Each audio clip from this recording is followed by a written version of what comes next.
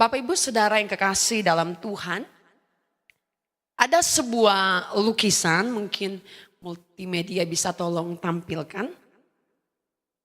Ada sebuah lukisan mengenai crucifixion atau lukisan mengenai penyalipan. Itu adalah karya dari Matthias Grunewald. Nah, di situ kalau Bapak Ibu bisa lihat di layar gitu ya, di depan juga ada. Nah, di situ dilukiskan ada Yesus yang tergantung di atas kayu salib. Nah, itu adalah lukisan pada detik-detik terakhir menjelang kematian Tuhan Yesus. Kalau Bapak Ibu lihat di situ ada Maria, juga ada murid yang berduka. Dan kemudian di samping kanan ada Yohanes Pembaptis yang berdiri memegang kitab suci sambil menunjuk ke arah Tuhan Yesus. Dan dikatakan di dalam Yohanes 3 ayat 30. Ia harus semakin besar. Dan aku harus semakin kecil. Bapak Ibu, coba kita lihat kiri kanan. Katakan, Tuhan Yesus harus semakin besar. Amin, saudara. Dan aku harus semakin kecil. Haleluya. He must increase. I must decrease. Saudara, di dalam terjemahan NLT, New Living Translation dikatakan, He must become greater and greater. Jadi dia harus semakin besar dan semakin besar. Siapa dia, saudara? Katakan Yesus.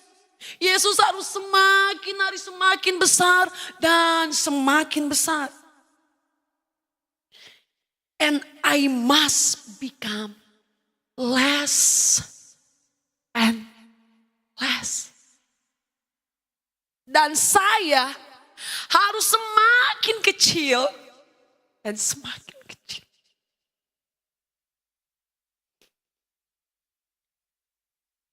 Di dalam Yohanes 3 ayat 25 sampai 30 firman Tuhan. Maka timbullah perselisihan di antara murid-murid Yohanes dan seorang Yahudi tentang hal penyucian. Nah, Bapak Ibu Saudara, di ayat 26 dikatakan, lalu mereka datang kepada Yohanes dan berkata kepadanya, Rabi, orang yang bersama-sama dengan engkau di seberang Yordan dan yang tentang dia engkau telah memberikan kesaksian, dia membaptis juga dan semua orang pergi kepadanya. Ayat 27 dikatakan, jawab Yohanes, tidak ada seorang pun yang dapat mengambil sesuatu bagi dirinya, kalau tidak dikaruniakan kepadanya dari surga. Kamu sendiri dapat memberi kesaksian bahwa aku telah berkata, aku bukan Mesias, tetapi aku diutus untuk mendahuluinya. Ayat 29, yang empunya mempelai perempuan, ialah mempelai laki-laki. Tetapi sahabat mempelai laki-laki yang berdiri dekat dia dan yang mendengarkannya sangat bersukacita mendengar suara mempelai laki-laki itu. Itulah sukacitaku. Dan sekarang sukacitaku menjadi penuh. Bapak Ibu yang kekasih dalam Tuhan, di dalam ayat 26 dikatakan bahwa terjadi yang namanya perselisihan di antara beberapa murid Yohanes. Para murid ini merasa tersaingi, saudara, dan merasa terancam. Kenapa? Karena mereka mengetahui bahwa ada pelayanan dari yang nama Yesus yang menarik perhatian begitu banyak orang dibandingkan dengan pelayanan guru mereka, Yohanes. Saudara, kalau kita melihat Yohanes Pembaptis, tentu dia lahir lebih dahulu ya. Yohanes Pembaptis lahir lebih dulu dari Tuhan Yesus. Ya, sebagai manusia ya, Yohanes Pembaptis lahir lebih dulu dari Tuhan Yesus sebagai manusia. Dan Yohanes Pembaptis itu lebih tua 6 bulan, saudara. Karena itu ketika Yohanes Pembaptis masuk dalam pelayanan, maka 6 bulan kemudian Yesus juga melayani, saudara. Jadi terjadi yang namanya perselisihan. Datang murid-murid Tuhan Yesus, murid-murid Yohanes Pembaptis, berselisih dengan orang Yahudi tentang penyucian. Dikatakan ayat 25, maka timbullah perselisihan di antara murid-murid Yohanes dengan seorang Yahudi tentang penyucian. Mereka berselisih, saudara. Lalu mereka datang kepada Yohanes dan berkata kepadanya, Rabi, orang yang bersama-sama dengan engkau di seberang sungai Yordan dan yang tentang dia engkau telah memberi kesaksian, dia membaptis dan semua orang pergi kepadanya. Jadi followers, pengikut Yohanes Pembaptis mulai mengikuti yang namanya Tuhan Yesus. Bapak Ibu Saudara yang kekasih dalam Tuhan, murid-murid dari Yohanes merasa tersaingi, merasa terancam. Karena banyak yang mengikut Tuhan Yesus. Kalau kita mundur sedikit ke belakang Bapak Ibu, melihat kuasa mujizat yang dilakukan oleh Yesus ketika ia mengubah air jadi anggur di Kana dan kemudian penyucian bait Allah di Yerusalem di dalam Yohanes 2. Dari situlah orang mulai ikut Tuhan Yesus. Padahal sebelumnya para pengikut itu mengikut Yohanes Pembaptis, saudara. Karena Yohanes Pembaptis lebih dulu melayani. Tetapi begitu berkesannya dengan kuasa yang dilakukan oleh Tuhan Yesus, maka para pengikut Yohanes mulai mengikut Tuhan Yesus. Dan itu mengundang perhatian orang banyak terhadap Yesus. Lalu bagaimana? Bagaimana respon daripada Yohanes Pembaptis? Yohanes bilang bahwa dia harus semakin besar dan aku semakin kecil. Reaksi Yohanes mengagumkan. Justru Yohanes enggak merasa tersaingi. Apalagi iri hati, saudara. Yohanes tahu posisinya dan dia berhasil menempatkan Tuhan Yesus pada posisi yang sesungguhnya. Bapak Ibu, jika dibandingkan dengan Yohanes, tentu pertama Yesus adalah Mesias. Sedangkan Yohanes bukan. Yesus adalah pemimpin, sedangkan Yohanes adalah followers, adalah pengikut, adalah pendamping. Dan Yesus datang dari atas, saudara. Sedangkan Yohanes dari bumi ini. Dan Yohanes berkesimpulan bahwa Yesus harus semakin besar.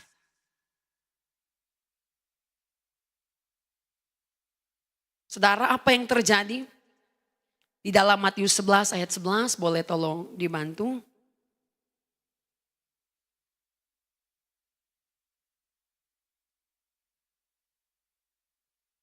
Pujian yang Tuhan Yesus lontarkan kepada Yohanes Pembaptis. Matius 11 ayat 11 berkata, aku berkata kepadamu, sesungguhnya di antara mereka yang dilahirkan oleh perempuan tidak pernah tampil seorang yang lebih besar daripada Yohanes Pembaptis. Itu yang dikatakan oleh Tuhan Yesus. Tuhan Yesus memberikan pujian kepada Yohanes Pembaptis. Dikatakan bahwa tidak ada yang lebih besar yang dilahirkan oleh seorang perempuan daripada Yohanes. Itu artinya apa Bapak Ibu? Artinya bahwa Yohanes itu lebih besar dari Elia. Yohanes lebih besar dari Musa. Yohanes lebih besar dari Yeskiel dan dari semua nabi yang lain. Itu perkataan Yesus. Dari seorang perempuan, gak ada yang lebih besar kecuali Yohanes. Nah pertanyaannya, dalam hal apa Yohanes menjadi lebih besar? Kalau kita lihat secara sekilas tentu kita tahu ya Bapak Ibu. Musa melakukan hal-hal yang dahsyat. Membelah laut Teberau. Ya. Dibandingkan dengan Yohanes Pembaptis. Tidak pernah tercatat bahwa Yohanes Pembaptis melakukan mujizat. Kalau kita juga melihat dari wahyu yang diterima, ya dari Yesaya, Nabi Yeskiel, itu nubuat-nubuatnya lebih banyak yang diterima oleh mereka daripada Yohanes Pembaptis. Istimewanya adalah karena Musa menubuatkan banyak hal tentang Yesus. Tetapi Musa mati, Yesus belum lahir saudara. Yesaya, Yeskiel bernubuat tentang Yesus. Tapi saat Yesus lahir, Yesaya sudah jadi almarhum. Tetapi satu-satunya nabi yang melihat Yesus adalah Yohanes Pembaptis. Yohanes Pembaptis merupakan nabi perantara antara perjanjian lama dan perjanjian baru. Maka disitulah kita melihat bahwa Yohanes Pembaptis itu lebih besar dari semua nabi. Dan dia menyaksikan kehadiran Yesus Kristus. Yohanes merupakan nabi besar. Tetapi dibandingkan dengan Yesus Sang Mesias, maka Yohanes tidak ada apa-apanya saudara. Bahkan Yohanes sendiri mengaku di dalam Matius 3 ayat 11 dikatakan, tetapi ia yang datang kemudian daripadaku. Maksudnya Yesus. Dia lebih berkuasa daripadaku dan aku tidak layak melepaskan kasutnya. Yohanes mengakui bahwa bahkan untuk melepaskan kasut, untuk melepaskan sandalnya aku enggak layak. Yohanes Pembaptis justru mempermuliakan Tuhan Yesus. Bapak Ibu yang kekasih dalam Tuhan, Yesaya 43 ayat 7 berkata, semua orang yang disebutkan dengan namaku yang kuciptakan, itu untuk kemuliaanku. Bapak Ibu Saudara, tidak hanya Yohanes Pembaptis, namun setiap kita harus hidup dan harus hidup untuk mempermuliakan nama Tuhan. We are created in order to glorify God. Kita diciptakan untuk memuliakan Tuhan. We are created for His own glory. Kita diciptakan hanya untuk kemuliaannya. Saudara, apa arti kemuliaan itu saudara? Kemuliaan itu sesuatu yang abstrak. Sesuatu yang tidak konkret. Sesuatu yang gak berwujud saudara. Kalau kita lihat secara linguistik filosofi, tentu kemuliaan itu tidak bisa diuji dan tidak bisa diverifikasi di laboratorium manapun.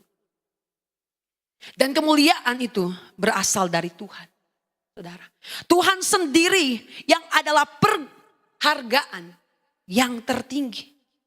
Tuhan merupakan nilai yang tertinggi saudara. Karena dia adalah sumber dari penghargaan dan kehormatan. Sebab itu saudara, tak kala manusia diciptakan menurut peta dan teladan Tuhan. Atau image of God. Imago Dei. Allah memahkotai manusia dengan kemuliaan dan kehormatan. Tuhan adalah sumber penghargaan dan sumber kemuliaan. Sebab itu sesuai dengan kitab Yesaya 43 ayat 7. Eksistensi hidup kita justru untuk memuliakan Tuhan Allah. Yohanes 15 ayat 2 berkata, setiap ranting padaku yang tidak berbuah, dipotongnya. Dan setiap ranting yang berbuah, dibersihkannya supaya lebih banyak berbuah. Saudara, ranting pohon yang sudah berbuah pun itu masih dipotong, saudara. Apalagi gak berbuah.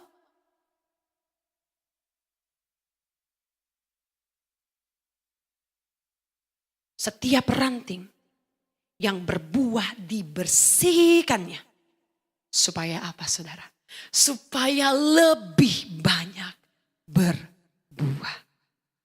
Yang siap sama-sama katakan amin. Mau berbuah katakan amin, saudara. Yang mau lebih banyak berbuah katakan amin. Haleluya. Bapak Ibu berbicara tentu mau berubah dan berbuah itu gak lepas dari proses, Bapak Ibu. Ya sama seperti pohon ya. Dia gak langsung besar dengan sekejap. Tanam langsung besar. Enggak. Tapi ada serangkaian proses. Ya dari benih yang kecil, saudara. Harus dipupuk. Harus diairi. Harus disinari, saudara. Sehingga mengalami pertumbuhan yang baik. Dan jadi pohon yang besar. Hingga akhirnya menghasilkan. Ada serangkaian proses yang panjang. Tidak semata-mata langsung jadi pohon yang besar dan berbuah, saudara. Perlu serangkaian proses untuk kita sampai kepada berbuah dan berbuah yang banyak. Saudara, untuk berbuah. Berbicara mengenai pertobatan, saudara. Pertobatan itu bukan hanya sekedar yang namanya perasaan, ya. Saudara, menyesal itu memang perlu. Menyesal itu memang perlu. Tapi tidak sampai di situ, saudara.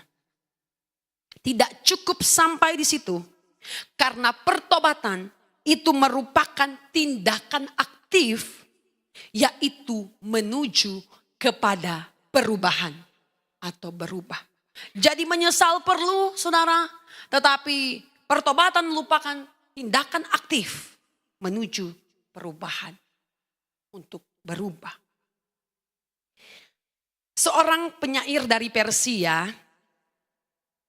bernama Rumi, dia mengatakan, yesterday I was clever, so I want to change the world. But today I am wise, so I am changing myself. Kemarin dia bilang, saya ini merasa pintar. Jadi apa? Jadi saya ingin mengubah dunia. But today, dia katakan, I am wise. Aku menjadi lebih bijaksana. Dan aku mau mengubah diriku. Saudara, kadang saya juga berpikir, oh I'm clever enough untuk melakukan segala sesuatu. Ya saya bisalah, saya mampulah, saya punya kapabilitas. Ya. Dan menuntut perubahan kepada orang lain. Sampai lupa, saudara, di dalam dirinya masih banyak hal yang harus dibenahi. Banyak hal yang harus diubah. But if you wise, you changing yourself. Today I am wise, so I am changing myself. Saudara, perubahan itu dimulai dari diri kita sendiri. Amin. Perubahan dimulai dari diri kita. kita sendiri. 2 Korintus 3 ayat 18 berkata, dan kita semua mencerminkan kemuliaan Tuhan dengan muka yang tidak terselubung. Dan karena kemuliaan itu datangnya dari Tuhan yang adalah roh, maka kita diubah menjadi serupa dengan gambarannya dalam kemuliaannya yang semakin besar. Bapak ibu saudara yang kekasih dalam Tuhan, kita adalah gambar Allah yang kelihatan, suratan yang terbuka. Oleh karena itu setiap orang percaya harus ngalamin perubahan besar ke arah Kristus. Agar dapat melihat terang kebenarannya. Dan dalam kuasa roh, kebenaran itulah yang membawa setiap kita, setiap orang percaya untuk berani mengatakan kebenaran dan hidup dalam kebenaran itu. Dan tindakan hidup yang demikianlah menghasilkan buah manis bagi setiap orang. Bapak Ibu, jika kita bertumbuh, berubah dan berbuah, maka itu pasti berdampak. Yaitu nama Tuhan dipermuliakan. Dan saudara, oleh karena itu orang-orang yang sudah beriman, orang-orang yang percaya harus berjuang. Harus berjuang saudara, hari lepas hari berjuang untuk hidup mempermuliakan namaku. Yohanes 15 ayat 8 dikatakan, dalam hal inilah Bapakku dipermuliakan. Yaitu jika kamu berbuah banyak. Jika kamu berbuah banyak, maka Allah dipermuliakan di dalam kehidupan. Matius 5 ayat 16 berkata, demikianlah hendaknya terangmu bercahaya di depan orang. Supaya mereka melihat perbuatanmu yang baik dan memuliakan Bapamu yang di sorga. Namun sayangnya Bapak Ibu, banyak orang Kristen ya, tapi hidup secara sembarangan. Hidup tidak bertanggung jawab. Hidup di dalam dosa. Sehingga bukan memuliakan Tuhan, tetapi justru sebaliknya. Mencela nama Tuhan, mempermalukan nama Tuhan. Saudara, ada satu kisah, mungkin Bapak Ibu pernah tahu ya. Seorang yang bernama Mahatma Gandhi. Ya, Mahatma Gandhi adalah seorang pemimpin spiritual dan seorang politikus dari India. Ya, Mahatma Gandhi ini orang yang paling penting dan cukup berpengaruh di India Bapak Ibu. Ia adalah aktif ke gereja. Ya, seorang usher, ya, ada seorang penerima tamu di situ, di gereja tersebut. Penerima tamu ini menghalang Mahatma Gandhi untuk masuk ke dalam gereja. Dia katakan, kamu mau kemana orang kafir? Gandhi menjawab, oh saya pengen ikut ibadah dong di gereja ini. Datang penatua gereja saudara, ya diaken. Membentak Mahatma Gandhi dan berkata, tidak ada ruang untuk orang kafir seperti kamu. Nyah dari sini, kalau tidak maka saya akan panggil orang untuk melemparkan kamu keluar. Saudara, suatu tindakan keangkuhan dari seorang yang seharusnya mewakili Kristus. Tapi orang yang harusnya mewakili Kristus ini menghentikan langkah seorang Mahatma Gandhi yang lagi sedang bergumul, mempertimbangkan untuk hidup di dalam kekristenan, menjadi penghalang. Bisa minta tolong? Suatu ketika Stanley Jones bertanya kepada Mahatma Gandhi, saya lihat-lihat kamu ini sering kutip ya ayat-ayat kekristenan. Kamu mengutip kata-kata Kristus. Tetapi kenapa kamu menolak untuk jadi pengikutnya? Gandhi mengatakan, saya tidak pernah menolak Kristus. Saya suka dengan Kristus. Tetapi saya tidak suka dengan orang Kristen. Satu quotes dari Mahatma Gandhi dikatakan, jika orang Kristen benar-benar hidup menurut ajaran Kristus, seperti yang ditemukan dalam Alkitab, maka seluruh India sudah menjadi Kristen hari ini. Karena apa? Gandhi adalah seorang politikus dan seorang yang berpengaruh di India.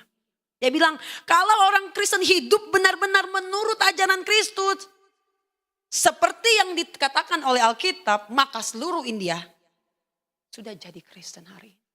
Saudara, dia nggak benci Kristus, malah dia suka Kristus, tapi dia nggak suka orang Kristen. Dan kita mengerti mengapa Gandhi mempunyai pandangan itu, saudara. Karena pengalamannya saat itu ketika dia datang ke gereja. Bapak ibu saudara yang kekasih dalam Tuhan, orang melihat perbuatan kita. Dan hasilnya harus mempermuliakan nama Tuhan. Jadi Allah bisa dipermuliakan jika kita orang-orang yang percaya mempunyai hidup yang benar, mempunyai perbuatan yang benar. Oleh karena itu, berjuang saudara.